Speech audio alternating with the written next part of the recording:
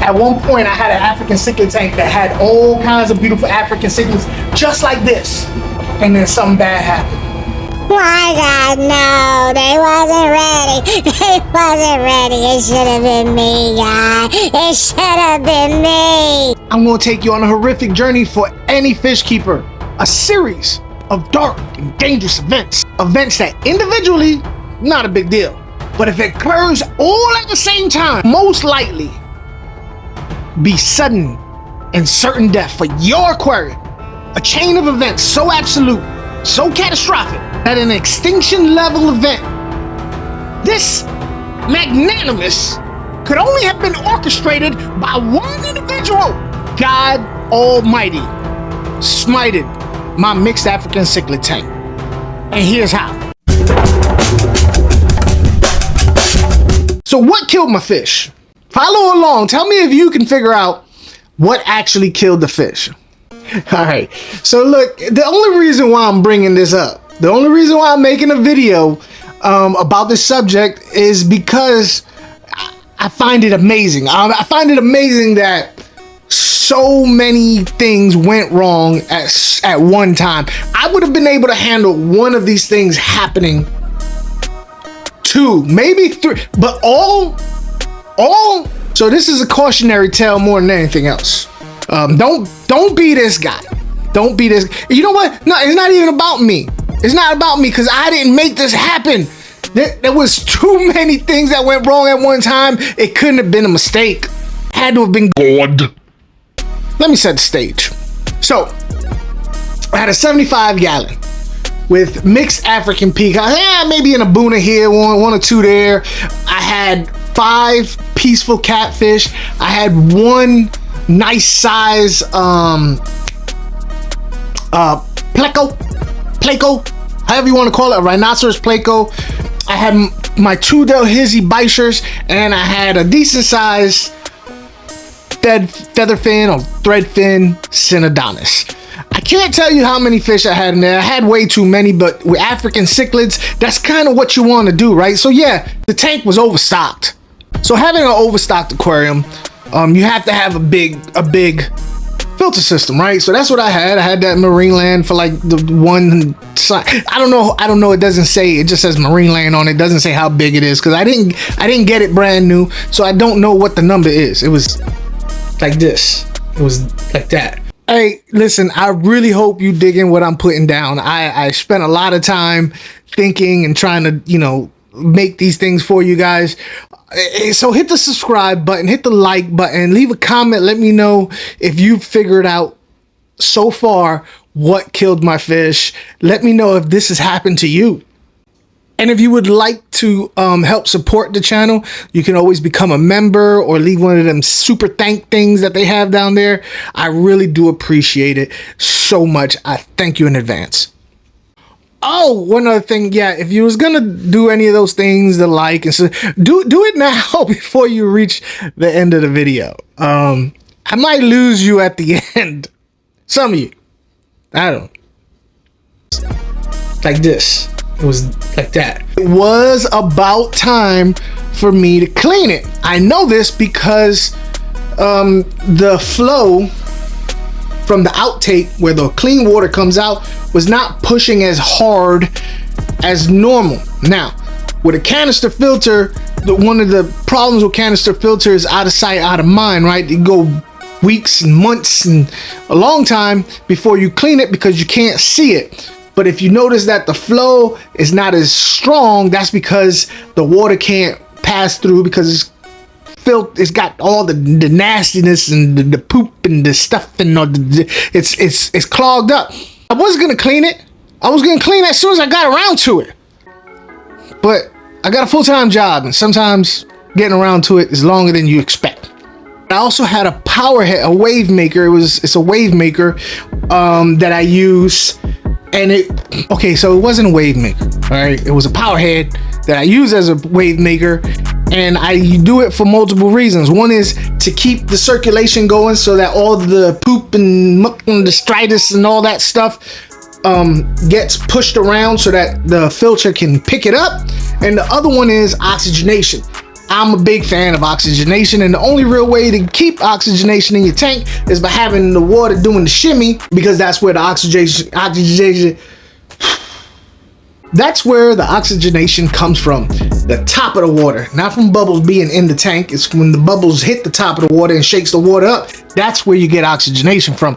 So I had one of those, and I was sitting on my couch and I was looking at the tank right over there, and it was late and I was tired. That's another thing. It was late and I was tired, and I was looking at the thing and I noticed that it was pointing downward instead of upward, because the suction cups, why does the aquarium hobby, aquarium fish industry still use suction cups? I have no clue. I really don't. They suck. That's the suck part of suction cups. They actually suck. They're cups that suck. Not on the tank, they just suck in general. But anyway, suction cups gave. Thing was pointing down. I'm thinking to myself, I'll get to it tomorrow, because like I said, it was Friday night and I was tired. I worked a long day and I didn't feel like doing it. I did feed them that day. I did feed them when I came home from work, and having a overstocked aquarium, yeah, I fed them a lot. You know what I mean? There was a lot of mouths to feed, so I fed them a lot. I have to feed them kind of funny. This is how I have to feed them.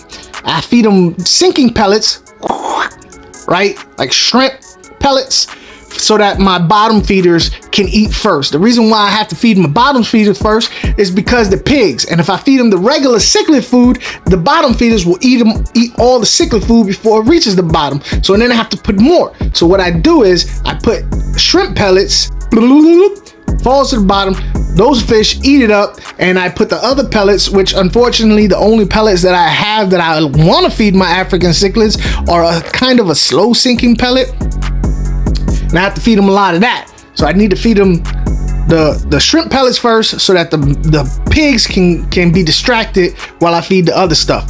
That's how I feed. It's a lot. It's a lot, I know, but I do 75% water changes at least on a regular basis. I mean, I ain't gonna lie to you. Is it every week? Nah, maybe sometimes every other week, maybe every week and a half. Depends on how I feel. Listen, this story I'm telling you is because I just want you to know that fish keepers that have been doing it for a minute, like me, still make these mistakes. I didn't make a mistake in this case. In this case, the only reason why all my fish died was because of you know who. And I have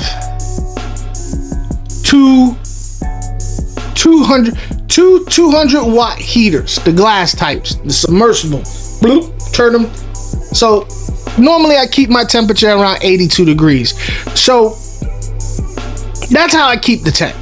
Now, like I said, it was Friday night. It was late. I went to bed. I fed my fish. You know, I looked at, filter needs to be changed, but it's still good. I got time. Looked at the power head. I said, I do not feel like taking all this stuff off the aquarium and getting my hand wet right now. I'll do it mañana on Saturday. I'll do it all. Everything will get done mañana when I'm awake, bright-eyed and bushy-tailed, to have a cup of coffee. When I woke up the next morning, I decided, you know what? I'm not ready. I went more back to bed. And for those English teachers out there, yeah, I said it, more back to bed. It wasn't until 12 o'clock that I got up, and I was like, yeah, let me make a video on cleaning my African cichlid tank, right? That's what I was gonna do. So, wipe the coal out my eye, see who paging me and why. Nah, that's a little something, little shout out to Biggie. R.I.P. It was like 1 o'clock before I actually looked at my tank, got my stuff, my phone and my tripod and all that. And I go to my tank, and guess what? All my fish is dead. D-E-D, dead. And I'm thinking to myself, what the hell? Not all of them were dead. The scavengers were alive at the top, gasping for air. My first thought is ammonia. My ammonia spiked it in because my fish is gasping for air. So I pull everything out because I want to get those dead fish out. I got to pull the water out. I got to do a big old water change. So I didn't even stop to inspect anything. I kind of just went into auto mode. You know what I mean?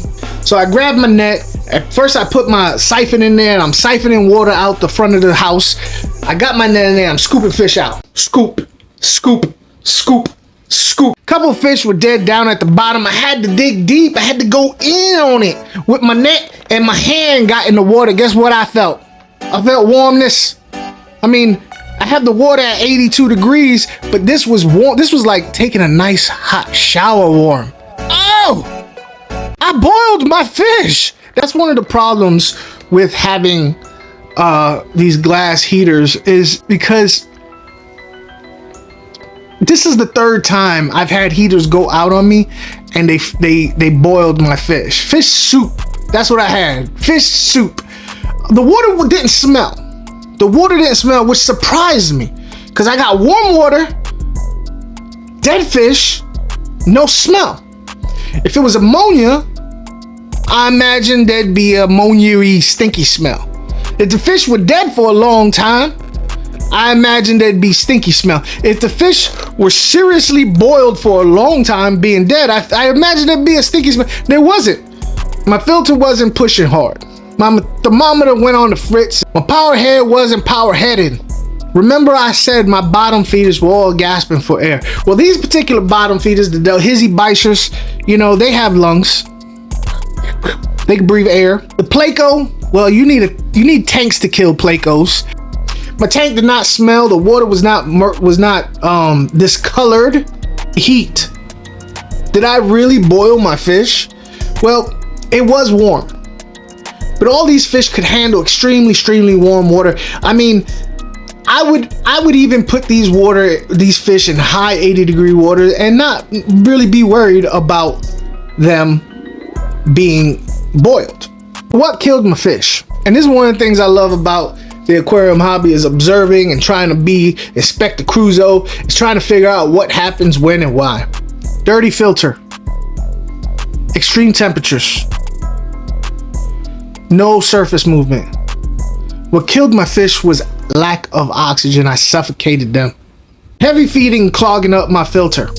Not producing water flow that will agitate the top of the water. My power head pointing downward, not producing flow at the top of the water, producing oxygen. My thermostat going on the fritz, raising my temperature up. They all suffocated. The warm water did not allow that little bit of flow from my dirty canister filter to transfer oxygen. That's why the catfish lived and the African cichlids didn't. The catfish are just better at pulling oxygen off the surface of the water. That was a bunch of things that happened all at once that individually I could have handled. I know you guys are like, well, you can't blame God.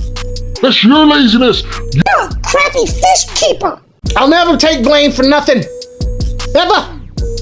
I'm infallible. Oh, Aquafuck, you can't say you infallible. There's only one person that's infallible, and that's God. Are you saying you're God? Am I saying I'm God?